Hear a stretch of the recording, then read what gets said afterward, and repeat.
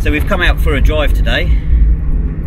It's Gareth driving, and we thought it would be a good video today to sort of show an example of a stock MX5 and just talk about how good they are basically in their natural form. But we're just going for a ride now up to Beachy Head, which is in Eastbourne. It's just at the top of the seafront and it's got some good twisty roads.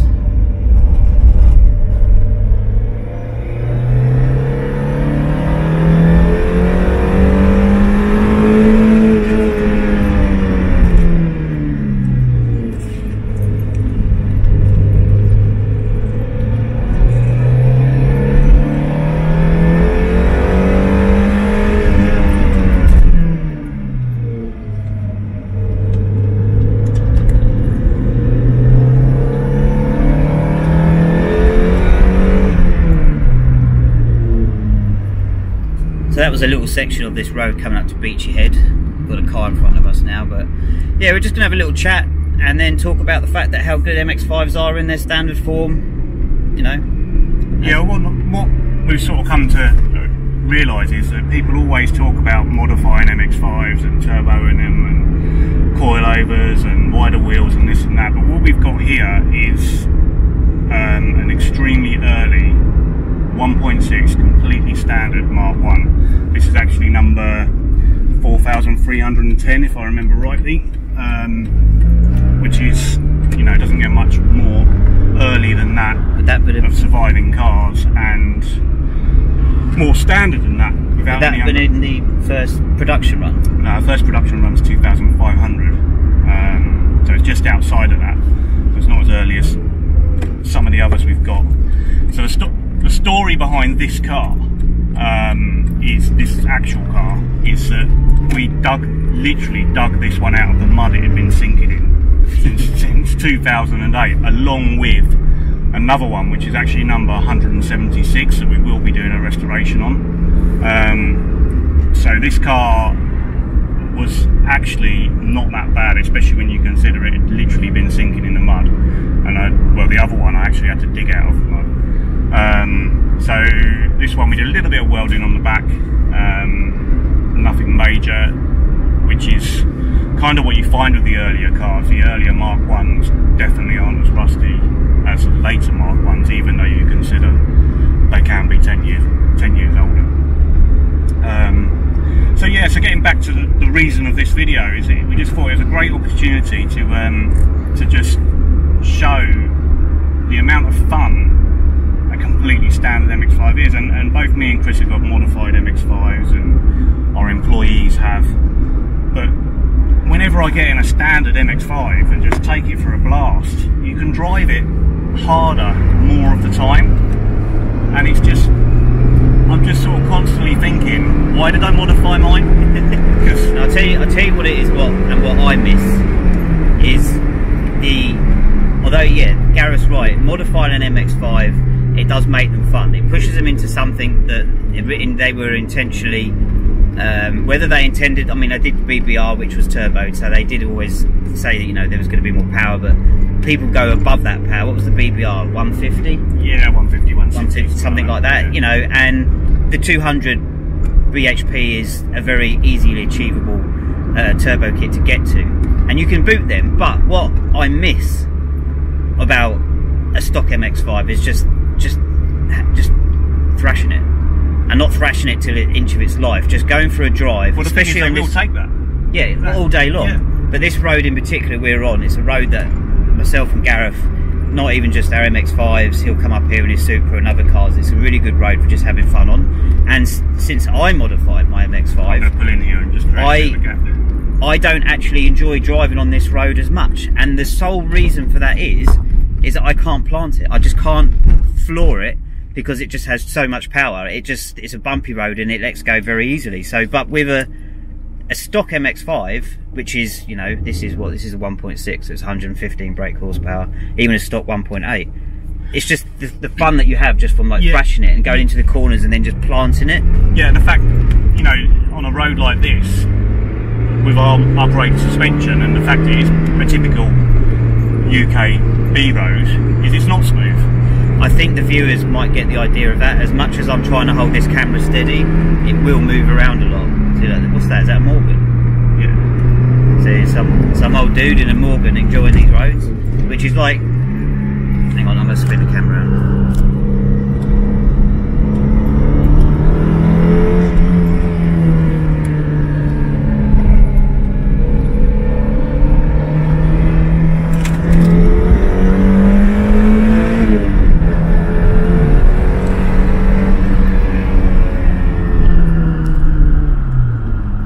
Yeah, so it's a really sort of picturesque drive, but when these roads are empty and you come up here at the right time, it's fun.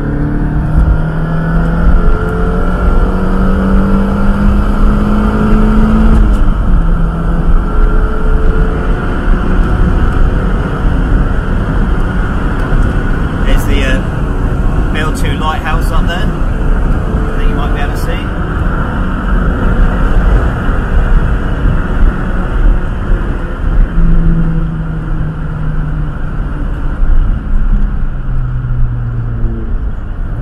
We're having more fun than that Porsche driver. Yeah, exactly.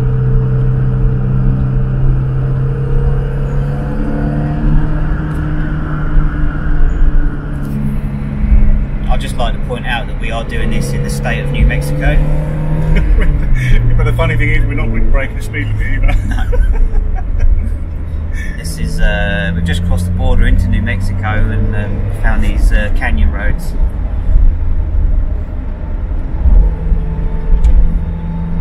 Yeah, so I mean, obviously you've seen there we've managed to pull and overtake it. They're not, you know, everyone will say they've got a not very powerful engine, but driven right, there's not a lot that's going to keep up with an MX5 down this type of road. Yeah. As long as you're in the right gear, which I'm not right now. I sometimes come this way, like to work.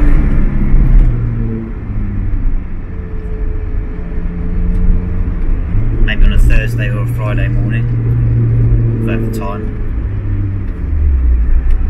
I haven't done it for a few weeks though. I'm going to pull over in a minute and let Chris have a go. Hopefully he's got some more we can add. That's what she said. We are on beachy head, Gavin. Hey? We are on beachy head. It's also a notorious place for maybe the meet up and park up. Never done that though. No, nor have I.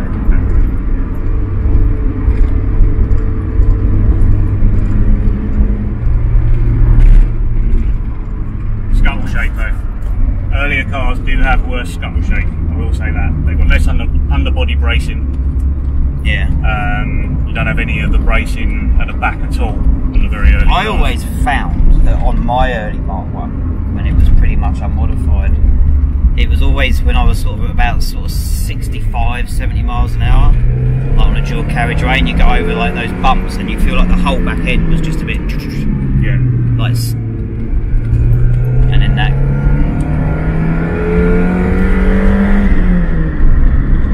it's not too bad. right.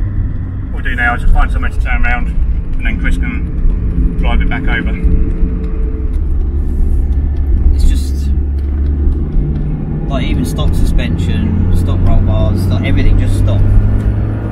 It's fun, and I don't know whether that comes from having a modified MX5, going through all the the dramas that you have with a modified MX5, especially when you turbo and everything else about, you know, the unreliability factor of everything else that comes with a modified MX5, no matter how good your build is. With a stock MX5, it just works. Like birds. Like all day long. And it's fun.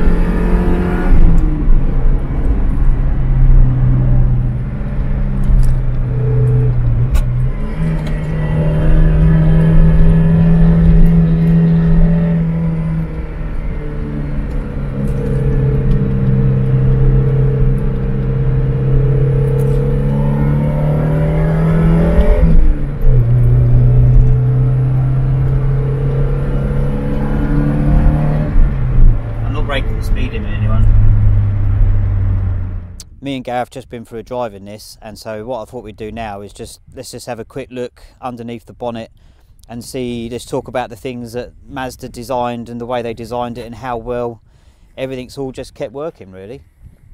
So yeah, this video was just basically because we have spoke about it in the past about how we enjoy just the stock form of the MX5, and I think, but there's two things I think for reason for it, Gareth, is that one, we're not like particularly young anymore.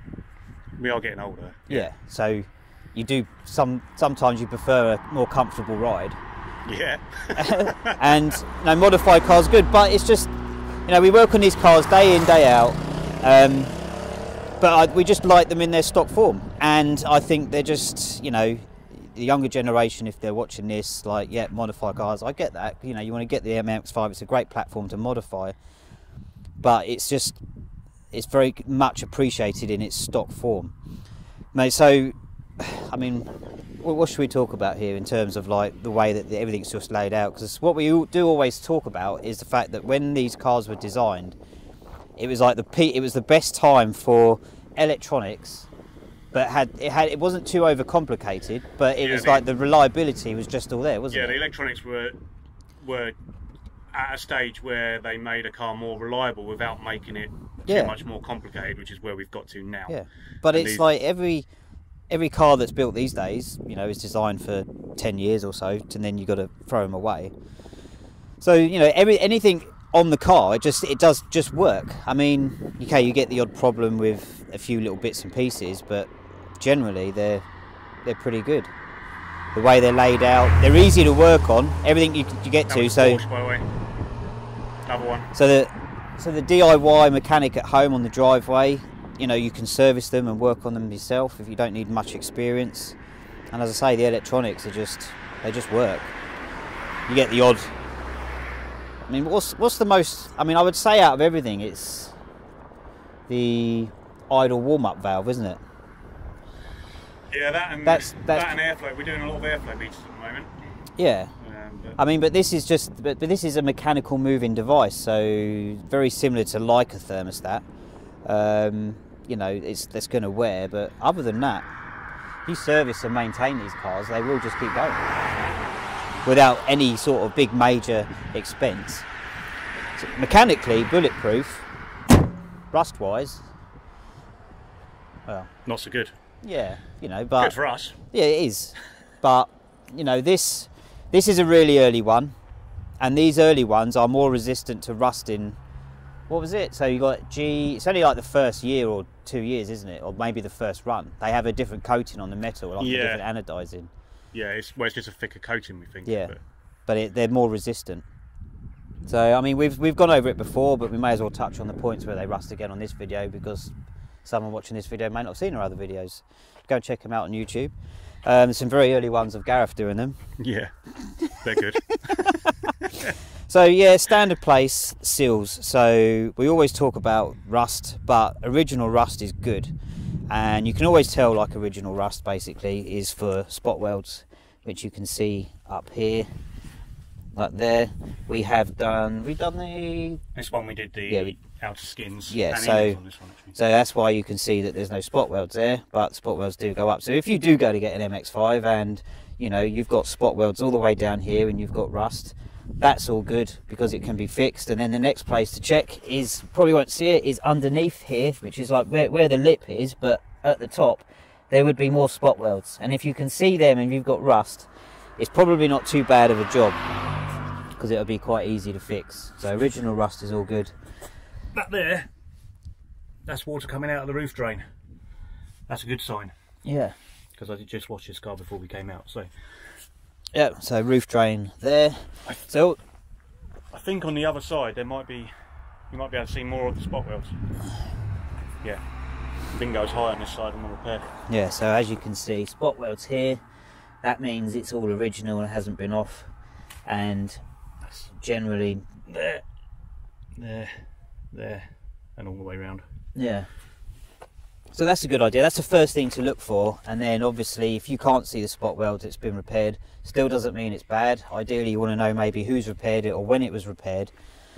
And then to check also where the lip is here, just the other side of this, there can be nasties that can run all the way down, and that's like the worst case scenario, all the way going down to the front sill. But they are on a Mk1, like probably the first place to look, isn't it? Yeah. Like for rust. Yeah. And then the wings sometimes suffer with corrosion. Not all, but a good place to check is underneath here. There's 2 bolts that bolt these in. Underneath here, that should be solid. You know, floor rails. Floor rails. Yeah, we'll touch on that in a different video. That's yeah, you can't really see them now. But other than that, it's rust that, yeah, that is can be the deciding point in buying an MX5. Whether or not you know, if it's a good example or a good model or a rare model, it's worth pumping the money into, because they're going up in value. They've continued to go up in value for the past 5 years, and it is harder now to try and find a good example, a clean example as well. So this one is an early one. Oh, should we touch out on the points of what to look for? It's not that early, this one. Yeah. Oh, okay. It's not early enough for all those early bits, because it's the first 2,500. All right. Well, maybe we'll look at that in another video. Yeah. Okay. That's it. Anything else to talk about? I think there is it? Well, let's hop back in, go for a drive. Uncle Sam's. So what is it that makes a standard Mk1 so good? Well, yeah, everyone will talk about the engine that's not very powerful, but it loves to rev. Keep it above 4,000 RPM and it's happy, and you'll be happy. It's the feedback through the steering, the double wishbone suspension, the perfect gear change, which is kind of most other manufacturers would be happy to achieve. Better than a 6-speed gearbox change. No, I debate that. I do debate that, because people say that, and I think you can slam a 5-speed MX5 gearbox harder and quicker than a 6-speed one, and not have the inconsistencies of sometimes it works and sometimes you miss it. That's what I find anyway. I think there's 2 different 6 speeds. Yeah, 100%. Yeah, definitely, because I think the ones that were in the Mark IIs, the very rare ones that are in the Mark IIs, are better. Well, we know this because we've been told, haven't we? So when they first brought that 6-speed out, which is in the 10th anniversary, wasn't it? Yeah. They were made. Well, in the UK. Yeah, those gearboxes were made at the gearbox. The company that built those gearboxes, they were made there, and then Mazda took over the build of them and put them in-house, and I think that's where the difference is. I reckon the tolerances and the setup were better when they were probably built at the. I mean, it's not. I'm not 100% on this, but I'm pretty certain that that's the difference. Could be, because my 6-speed is definitely better than yours. Yeah, it is. I mean, I've got another one in there now, and yeah, it changes. It is better than my other one, but I still think. I think out of the choice of changing gears and like banging it, I think I prefer the 5-speed. Anyway, that's a tangent, because we're supposed to be talking about early Mark. Yeah, we are. Okay, get back to it. Anyway, folks, standard Mark 1s, they're great. Thanks for watching. Catch you on the next one. See you on the next Cheers. one. What about standard Mark 3s? Oh no. Anyone got a standard Mark 3 they can lend us? We won't drive it hard, honest.